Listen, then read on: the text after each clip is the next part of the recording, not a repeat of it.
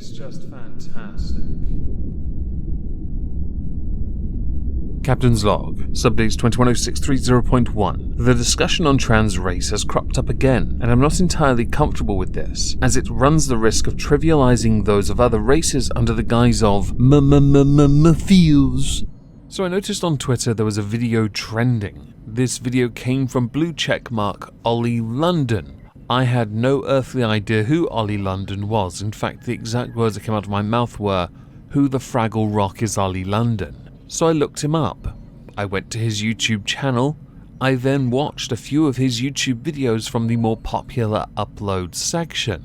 I then realized I need to pay attention to K-pop. I then decided to add to my manifesto for 2024, No Lives Matter, K-pop will be annihilated. BTS will be executed. Upon watching a number of videos from Oli London, aka Jimin, which is Oli London's Korean name, I realized I couldn't tell if any of it was a joke or not. I couldn't tell if it was a po or not.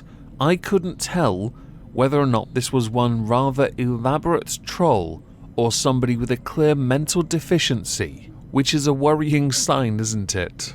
When the person who's about to comment on something else, myself that is, cannot discern between troll or not. Oh dear. Anyway, the reason Oli London was trending is because Oli London is transitioning. Oli London identifies as non-binary, pronouns they, them, Korean, and Jimin. These are important. Oli London does not identify as British, so I'm wondering how long until the word London is removed from Oli London's name. Give it time.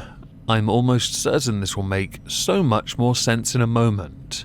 Oli London is also trans, but not transitioning from gender to gender. No.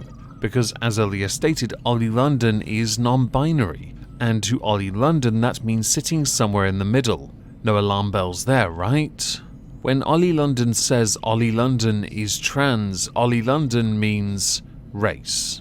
And this is included with a number of surgeries.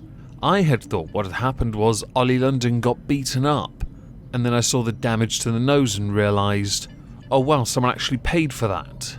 I know I don't generally make it a point to mock someone for appearance, but if somebody is intent on looking Korean when they themselves are not, then this raises a number of questions when it comes to nationality and racial identity. Because I earlier mentioned Oli London does not identify as British, so I keenly await the revoking of one's citizenship to the United Kingdom. And I'm assuming when Oli London says Korean, we're not talking North Korean, because for one thing, you're not malnourished enough, and you are too tall. No one can be taller than the Supreme Leader, nor can they be healthier than the Supreme Leader, nor can they have the exact same hairstyle as the Supreme Leader, minus the colouring.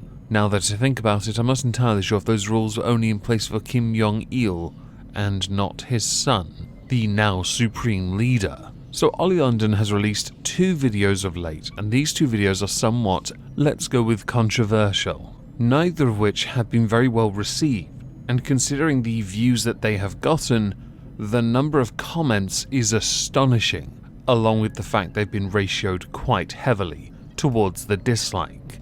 In the first video, he addresses his dislike towards woke culture.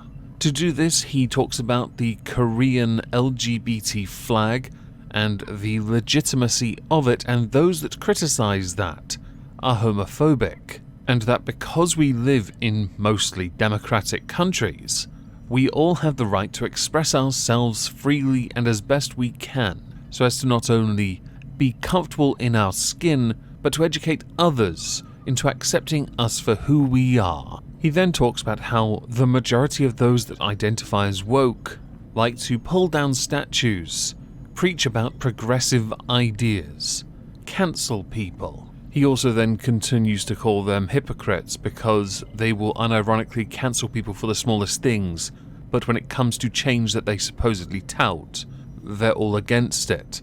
And the context for that would be Oli London coming out as Korean. The interesting part about it is he could identify as Korean on a national level if he was patriated as a Korean. When it comes to racial identity, he can't, because to do so would mean to change the very fabric of his identity, a part of him that is immutable. Or so you would think, right?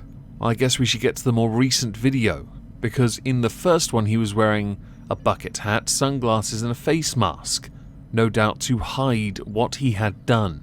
This is why I'm still not convinced if this is real or not, because this takes trolling to a whole different level. So what did Oli London do? Well, Oli London decided to have some surgery. This surgery. You really do take being a Koreaboo to a whole new level, don't you? A term I only found out about because of the channel Anna Lee, who I saw in a suggestion to one of his videos where she explains what Christmas in Korea, a song by Oli London, is really like, along with explaining the absolute obsession that Oli London has for BTS, more notably Jimin, and the vast sums of money he has spent covering this, which oddly did lead to a video by PewDiePie from a year ago. How have I never heard of you? I don't get it. I really don't pay enough attention to, well, plonkers really, do I? So in the new video, Oli London showcases what he has done to his face, and by extension the vast amount of damage done so he can look how he feels.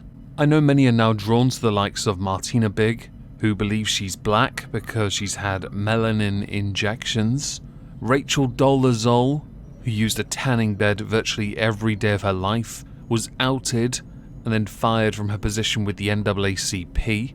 You can think of Sean King if you like, because he's white. But you do have to give Oli London some semblance of credit, because at least he's been actually genuinely upfront about the whole thing, going on for years, hence why I mentioned the PewDiePie video. It's been a while, whereas two of the other three just refuse to accept they are anything but what they say they are. The argument of whether someone could be trans race or not is going to go on for quite some time. There was a white guy living, I believe, in America, who believed himself to be Vietnamese, to the point he went and got himself a tuk-tuk. Or was it a different country? You know, it doesn't matter. People believe this enough, and it starts to get a little bit silly. But I do want to poke a hole at something, because this isn't medically something that can be confirmed. Simply by changing the outward appearance of who you are you Korean? No. Why? Because Korea is a culture. Korea is a nationality. You can never truly be the ethnicity that is more commonly associated there either, even after all those surgeries. Because at that point you're just, if anything, a mannequin. A doll that has been dressed up to try and play a part. You mentioned yourself, Oli London, that Korea itself is quite conservative. You, having lived in Korea for quite a number of years, would then know by extension, as much as the rest of the world or other areas of the world are quite accepting of differences, not in this case when it comes to you of course, how do you think Korea, or South Korea more notably, is going to treat you when it comes to you trying to have them believe you are as much Korean as anyone else in Korea, when in reality you are about as much Korean as Germany is now in the quarterfinals of the Euro 2021 tournament. If you're English, that will make complete sense. I am going to link all the videos and sources down below that you might find interesting. I am interested to know what you think about this. I personally don't believe he is Korean in the sense of race. Nationality, you can in fact get national status, but to change your race is something else entirely, and it is frowned upon by virtually everyone, because it is considered a way of trivializing another person's skin, trivializing their existence, for your own vanity and narcissism. So please do let me know in the comments down below. Two final things. First, I shall be streaming on Twitch tonight.